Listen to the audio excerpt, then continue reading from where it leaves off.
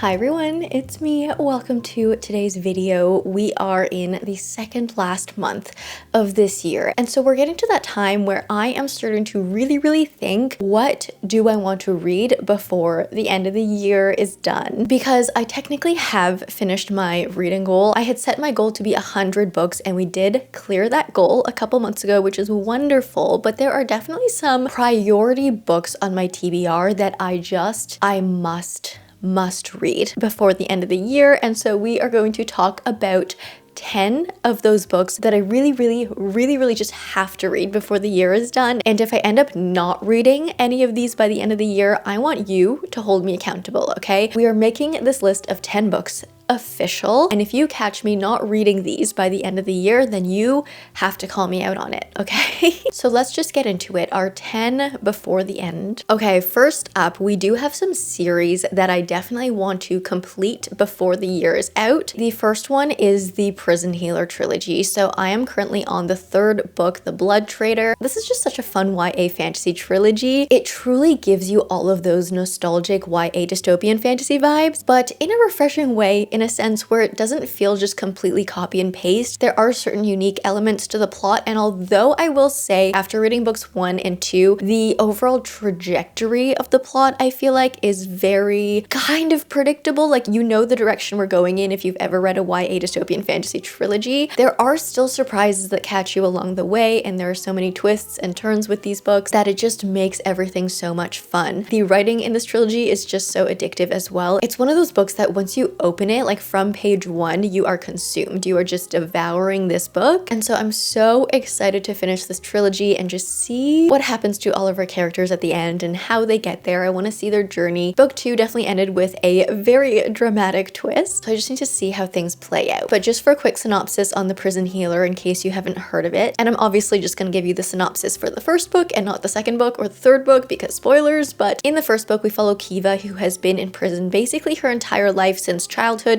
She was just caught in very unfortunate circumstances, literally wrong place, wrong time, and so she has been wrongly thrown into prison, and she's lived there for the majority of her life, ever since she was a young child to a young adult. During her time in this prison, she has found her place, she's found a job as the prison healer, and she's gotten pretty comfortable in that role. However, a new prisoner arrives, and that new prisoner is actually the queen of the rebels, and Kiva is tasked with healing her back to health. She's currently like unconscious because the royal family and the guards or whatever, they want this rebel queen to participate in a series of trials to basically determine her fate, like whether she's guilty or she's innocent. And so Kiva has to figure this out in the first book. So yeah, it gives you all of those elements of a YA fantasy that are so nostalgic. Like, we have trials, we have a dystopian world, we have a royal family, we have a rebellion on the rise. We just have all those nostalgic elements, but the entire story is done in a way that is just like slightly tweaked, so everything feels quite fresh. I love the characters in this world. We don't have too many of them. The world is simple and our cast of characters is it's not that small, but it's not that large, so it's easy to follow, and so you just get so attached to who you're following. And I definitely need to read this book before the end of the year. Another series that I absolutely must finish by the end of this year is the Red Rising series. So at least the first trilogy, because I know that this Red Rising series has more books than the first 3, but from what I understand, the first 3 are kind of its own self-contained trilogy, and then the other books are kind of like a spin-off era that happens later, and even like the style of writing is a little bit different. Like in this original trilogy, we only really follow Darrow, and then everyone else is a side character. I'm pretty sure starting from the 4th book, we get multi-POV from what I've heard. So Morningstar, the 3rd book, basically wraps the original Red Rising trilogy. I have had such a journey with the Red Rising trilogy. You know that I did not love Red Rising, the first book. It was fine. It wasn't a bad book by any means, but I just found it to be not anything too special. As someone who has read a lot of fantasy, I was expecting something a little bit different from Red Rising because it is a sci-fi series, but it truly just felt like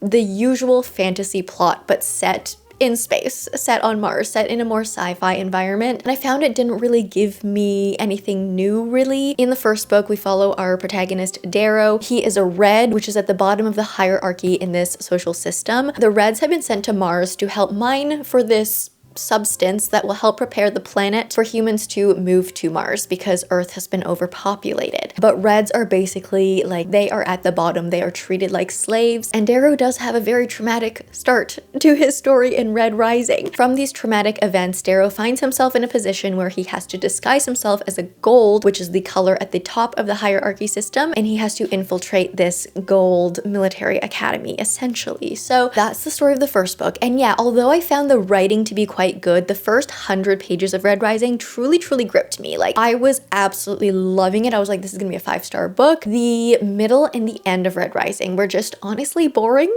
to me. But when I read Golden Sun, the second book, I absolutely loved it. It felt like a complete different world and series. The politics were just so much stronger. Our characters were so much stronger. Everything just, I don't know, it was just better.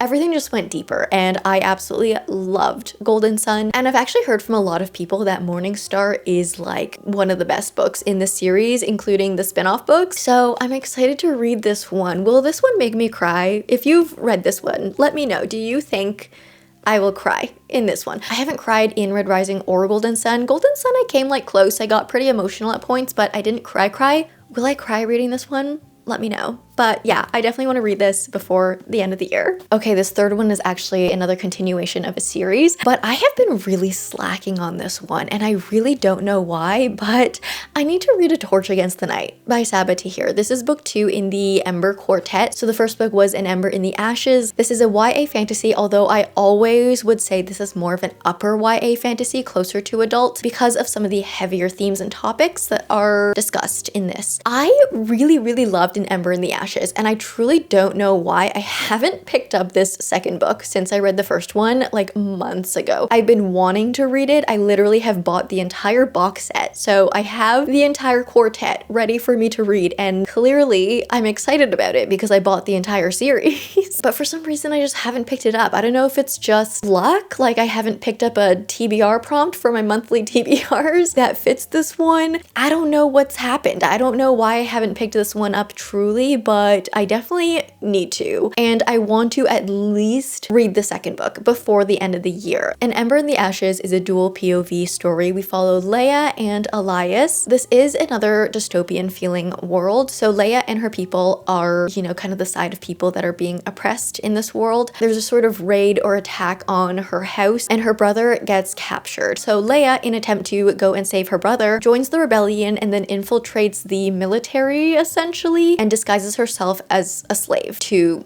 infiltrate. We have Elias, who is actually training to be in this military, and he's also the heir to the commander. So he is like very nepo baby, very high up, but he's just also kind of unsure of where he falls in terms of loyalty to his people, because he's kind of sensing and feeling that something's not right. So yeah, we follow these two characters as their paths intertwine. The first book was truly so good. It was a lot grittier than I expected for something that was categorized as YA. So I always say this is upper YA. Don't give this to like a 13-year-old to read, but it was so good. The first book was so good. The writing is beautiful. The world is intriguing. There's actually not too much magic in these books, which is interesting. It's more like we're just set in this fantastical made-up world with a little bit of magic. Like we have these sort of magical beings and creatures and stuff, but our characters themselves don't really have magic, at least from what I know, at least from what I've learned in the first book. We may expand on that further in the series, but yeah, I need to read this book. Oh my gosh, I'm so excited about this next book. I'm so excited about this one. But now, speaking of starting a new series, I really want to read Red City by Marie Lu by the end of this year. This book has very recently caught my attention. I actually had not heard of this book at all until I saw it on Book of the Month. So thank you, Book of the Month. This video is not sponsored, but they are just constantly introducing me to new authors that I hadn't heard of before. So Red City, I did choose this for my November TBR, so I definitely, like, this isn't even a book I have to read by the end of the year. This is a book I have to read by the end of the month. And I'm so excited to read this because from the premise, it sounds like a Jade City with a Romeo and Juliet forbidden love type situation. We follow two childhood friends who are now grown up, but they are now both on opposite sides of these rival crime syndicates. So naturally, they are just pitted against each other, but they've had all this history. They were childhood friends. They at one point might have been something more, but then now they're enemies, now they're rivals. And we're in this world with a sort of alchemy magic system that I don't know too much about yet, but you know, I'll learn more when I actually read the book. But it really feels like Jade City because we have these two rival crime syndicates. We have this alchemical substance called sand that can enhance you, I think. Like it can give you strength and just turn you into a superhuman, kind of. And so the sand, you know, I'm guessing is going to be some sort of a hot commodity, treated similarly to how Jade was treated in Jade City. But yeah, now we have these like forbidden rival lovers, childhood friends tossed into the mix. And this sounds so good. It sounds so good. I really, really want to read this by the end of this month. And I will, because you guys know me, I'm so stubborn. Once I pick a monthly TBR, I'm getting those books read. The next book that I want to read is The Vanishing Half by Bennett. I actually got this book earlier this year and it's always sounded so good to me, but it's another one that for some reason, like maybe it got trapped at the back of my TBR cart, so I just literally physically lost sight of it, but I just have not picked it up. But it's kind of more recently been brought up to my attention again. I think I've seen some people read it recently and I've just been like, oh yeah, I do have that book and I do really want to read it. So The Vanishing Half by Bennett is a historical fiction. We follow two twins who are Black, who grew up in a Black community. They both leave as teenagers, but one twin comes back and the other twin continues to live in this predominantly white community. So now we have these two twins that have been separated for a long time and we see how their upbringing and just like how they've lived their lives, how that has changed them over all of these years. I think that premise just sounds wonderful, so interesting, definitely something important to dive into. And I've just heard so many wonderful things about this book as well. I truly, really want to read this book before the end of the year. So The Vanishing Half. All right, we have this chunker next. And this one is actually also on my November TBR. So this is a priority for this month, but definitely for the end of this year.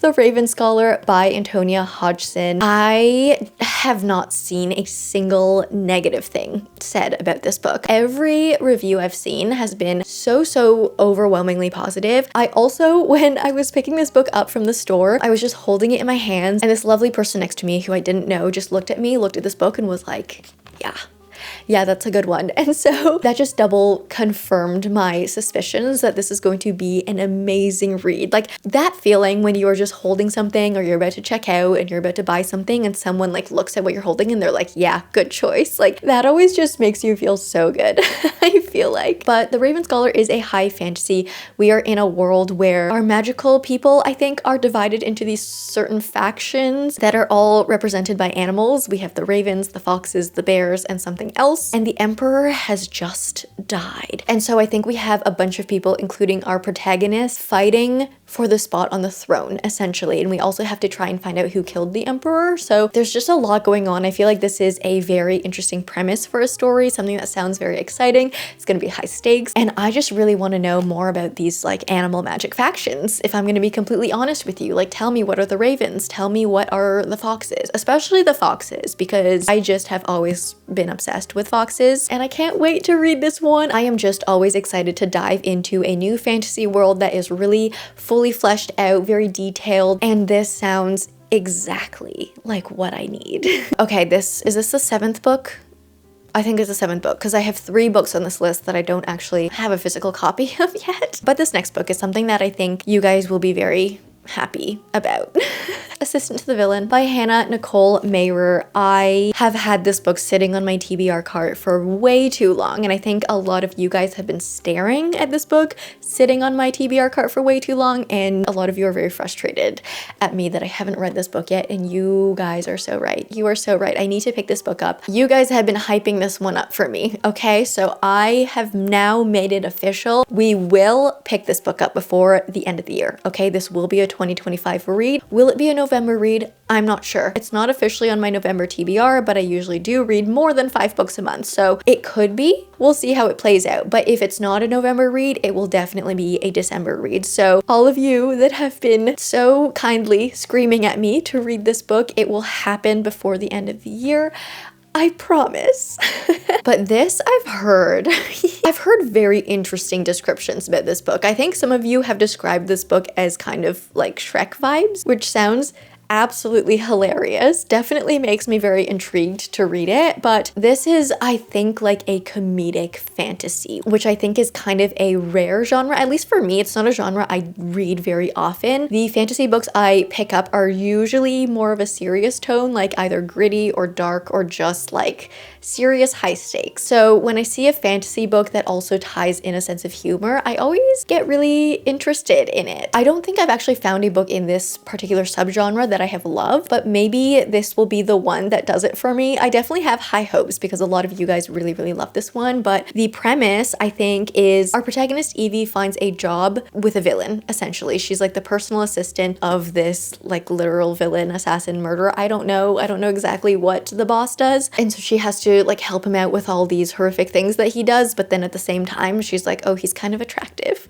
It sounds kind of like absurd, silly, but in a good way, and I'm definitely so curious to read this one. So I promise I will read this one in 2025 before the year changes. Okay, we do have 3 other books that I don't have yet, but I've either pre-ordered them or I'm going to pick them up before the year is done. But the first one is actually Edgedancer by Brandon Sanderson. This is a short little novella in his Cosmere, and I actually was not even planning on reading this one. I didn't even know this book existed, really. But after reading Words of Radiance, which is the second book in the Stormlight Archive, so many of you guys commented on that video saying I had to read Edgedancer before I jumped into the third book of the Stormlight Archive, which is Oathbringer, because at the end of that Words of Radiance reading vlog, I mentioned like, oh yeah, I guess I'll jump into Oathbringer next. I don't know if I'll do it before the end of the year is done, just because it's such a long book and I have such an aggressive filming schedule coming up for November and Bookmas and everything that I just don't know if I'll have the time to read one singularly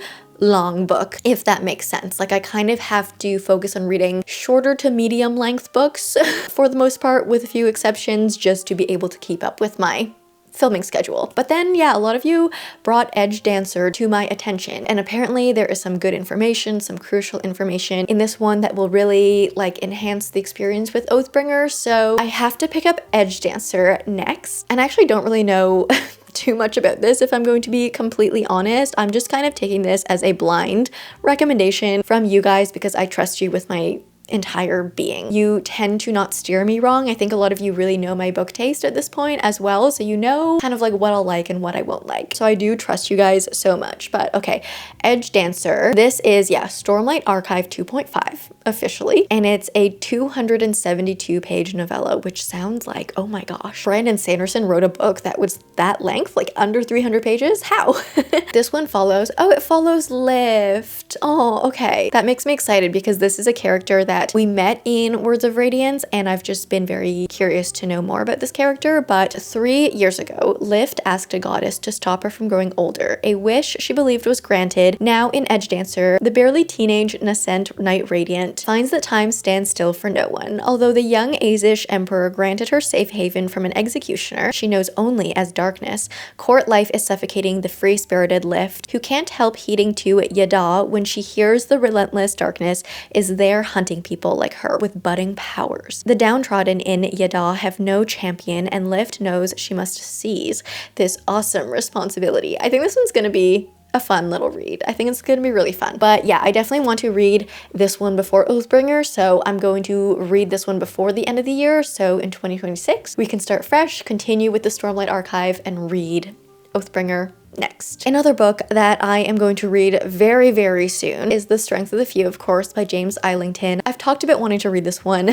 so many times. I'm not going to go too in depth with this one, but this is the second book to The Will of the Many, of course, and it comes out November 11th. So soon, and I will be dropping everything to read this book the second it arrives in my hands. Most definitely excited about this one. I was originally planning on doing a Will of the Many reread before this one came out, but I honestly don't think I'm gonna have time to do that, so I'm gonna be jumping in kind of just like blind, like from my Will of the Many read last year, so hopefully I didn't forget too many details. But also I did notice recently that James Islington wrote a bonus chapter, kind of an interlude that exists between the Will of the Many and Strength of the Few, and it's free online for everyone to read. I'll find the link and I'll link it in the description box below for anyone else who's interested. But this basically, he said, bridges that time between the Will of the Many and the Strength of the Few and acts acts as a little bit of a recap of The Will of the Many for anyone who, like me, does not have time to do the reread. I just think this is a genius idea. It's like posting out bonus material free for everyone to access to help give everyone a richer experience with the sequel who, like, you know, not everyone has time to reread a 600, 700 page book. Love that idea. Love that James Islington did that. I think he just truly, he does so many things that just shows me that he truly cares about his fans and his readers, and this is just one of them. So if you're interested in reading that, I definitely will be reading this right before I get into The Strength of the Few. I'll include that link in the video description so you can also find it. But yeah, high fantasy. First book was one of my favorite reads of last year, and hopefully the second book will be one of my favorite reads of this year. Okay, and then this last book, the 10th book that I really want to read this year, is actually one that I have never talked about with you guys, but it's been on my mind for the longest time. So The Poet Empress by Shen. This is a high fantasy. I just need to give you the premise of this one, okay? And then I will give you my backstory with this book. This book is perfect for fans of The Serpent and the Wings of Night, The Song of Achilles, and She Who Became the Sun. So, in the waning years of the Azalea dynasty, the emperor is dying, the land consumed by famine, and poetry magic lost to all except the powerful. Wei Yin is desperate. After the 5th death of a sibling, with her family and village on the brink of starvation, she will do anything to save those she loves, even offer herself as a concubine to the cruel heir of the beautiful and brutal Azalea house. But in a twist of fate, the palace stands on the knife edge of a civil war, with Wei trapped in its center, at the side of a violent prince. To survive, Wei must harden her heart, rely on her wit, and become dangerous herself, even if it means becoming a poet in a world where women are forbidden to read, and composing the most powerful spell of all, a ballad of death and love. Does this not just sound like a book that has been absolutely tailored to me? Like, we have poetry magic? What do you mean, poetry magic? That sounds incredible. We have this protagonist who has to offer herself, like, and put herself in this really tough situation as a concubine to help her family and those she loves. I am actually so excited to read this. So this book was actually brought to my attention around Halloween last year. So just over a year ago, because one of my book club friends actually knows this author, and she told me, she was like telling me about this. She's like, yeah, I have a friend. She just got signed on. She got a publication offer or deal, or, you know, whatever the term is. And this is the premise. And she told me the premise of it last year, and I was just so like mesmerized. I was like, oh my god, this book sounds incredible. When can I read this? Where can I read this? And obviously it was still very much in the early stages. There were no real copies, I don't think, that were out yet. But recently ARCs have started to, I guess, like come in for this book, and my friend actually got a copy from her friend to pass on to me. So I don't have it yet. My friend currently is holding it. I'm gonna go grab it from her soon. But this is another book I want to read as soon as I get my hands on it, because yes, it's a new release. I mean, it's not even out yet, but I have just been thinking about this book since last year. Like, from when I heard the premise of it. The release date is early next year, I believe. So it says January 20th, which I think is also a little bit more incentive for me to read it before the year is done, because with art copies, I think especially with like debut authors, smaller authors, I really truly try to actually read those art copies before the publication day, so you can actually like leave a review, recommend or don't recommend, or, you know, just give your feedback before the publishing date, which is the whole point of an art copy. But yeah, this one just sounds so good. It sounds so wonderful. I really want to try and squeeze it into this month. I think I'll fight to squeeze it in this month, because this is one, yeah, that I've secretly been waiting a very long time to read. But that being said, those are the 10 books that I need to read before the end of this year. Again, you guys have to hold me accountable to these ones. If in January I do my like December, like end of the year wrap up, and you notice that one of these books is truly not, you know, I haven't read it yet and it's 2026, you guys have to call me out. I'm relying on you guys. But yeah, I'm gonna leave you guys here for now. I hope you enjoyed this video. If you did, please leave me a like and a comment. If you don't know what to comment down below, let me know what books you absolutely need to read before the end of this year. I want to see your 10 before the end list as well. If you like me, subscribe, do that bell thing, and I will see you in the next one. Bye!